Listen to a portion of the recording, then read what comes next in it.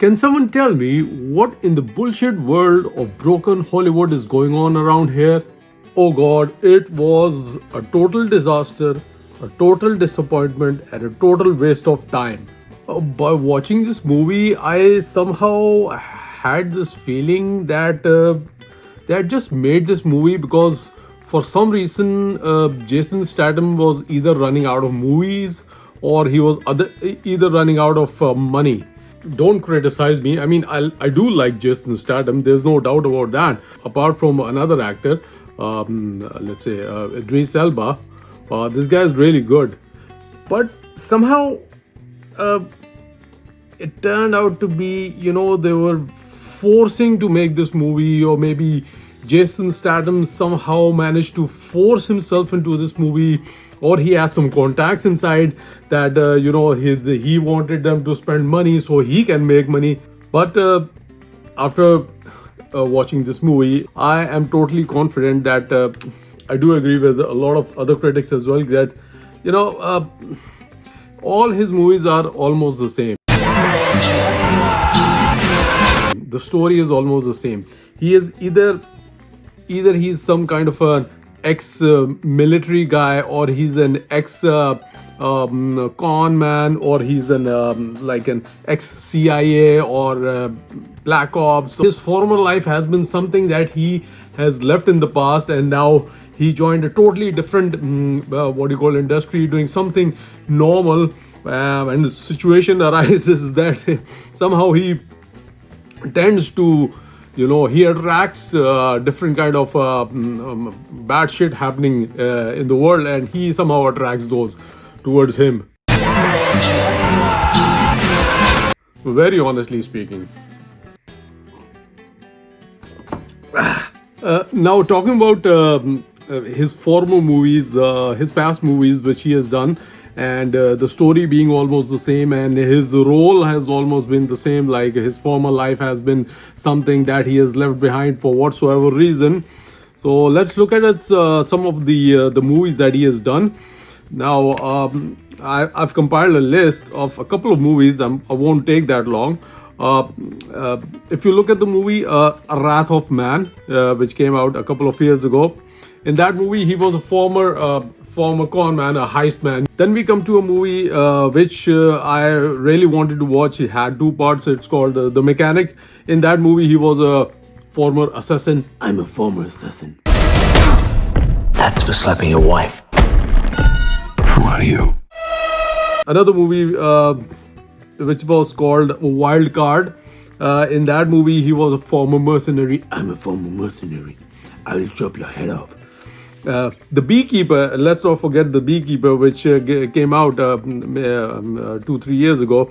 In that movie, he was a former operative for the government. I'm a former operative.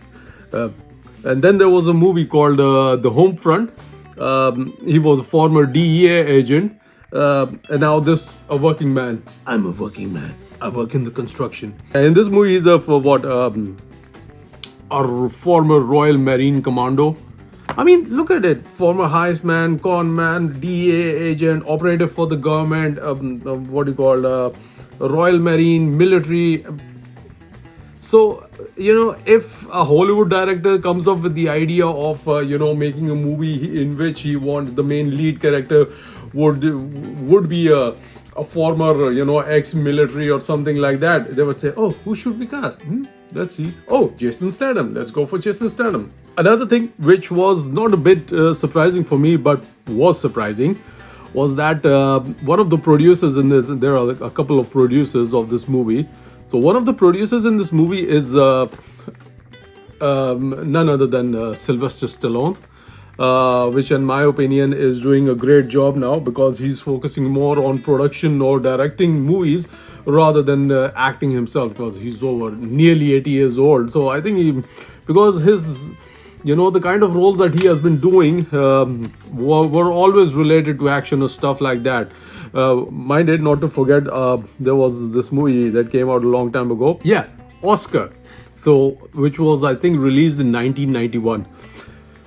To be very honest, I wasn't expecting such an acting from Sylvester Stallone, because he's been doing, all these action movies, and then he comes up with a movie in which he's doing a comic role, and he did a brilliant job. Let's talk about the movie itself. Woo!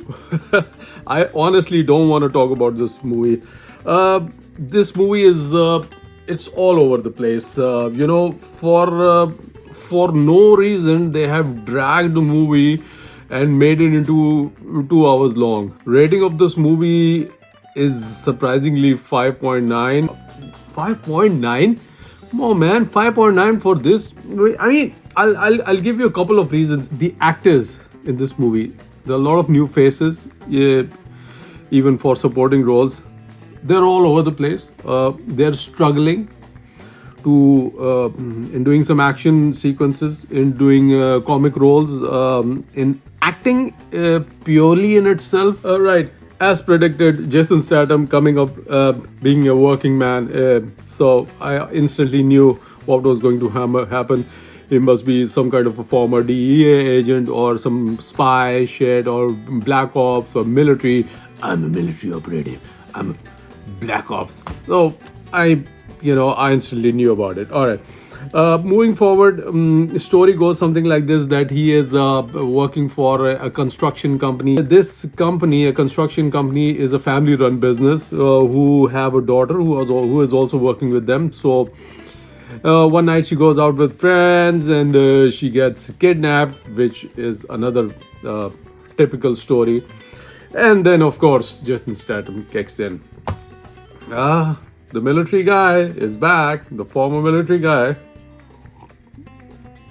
First, he doesn't accept the job, but then he realizes that he had made a promise to her that he will protect her always, like he's like a godfather or something. Along with that, there's a story that he also has a daughter, and she is in the custody of the daughter's grandpa. But there is one actor in this movie who I honestly want to point out. All throughout his career has never been given a lead role, who has always been a supporting actor, who has always been there, who is a very good actor, a brilliant actor, and his name is David Harbour. Now, if you know David Harbour, he has acted in a lot of movies. However, he has done majority of the roles have been supporting roles.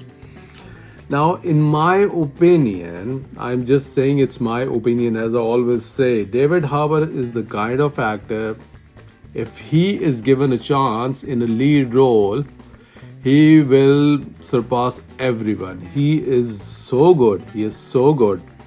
In fact, if he would have been given the role in this movie as a lead actor, I think he would have done a better job than Jason Statham.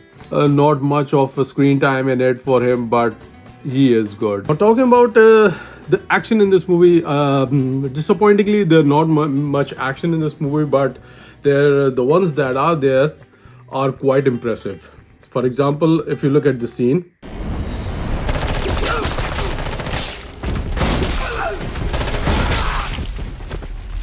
another scene that I want to talk about is this.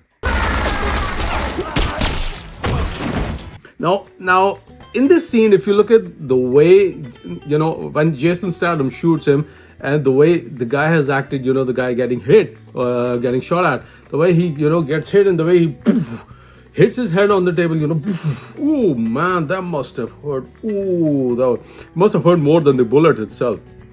Another scene. Now, in this scene, the way Jason Statham is hiding behind the wall, and the girl or the guy who's on the motorbike, the way she comes, and then he comes out from behind the wall and then shoots him or her, and the way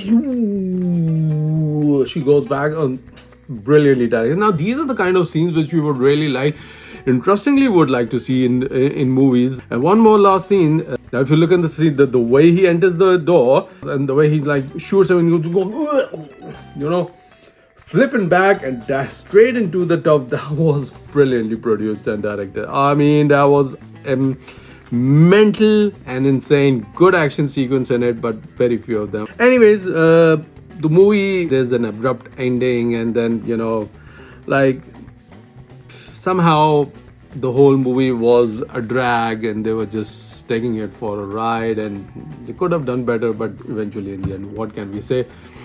Jason Statham movie. I was really looking forward to it. So this was it, guys.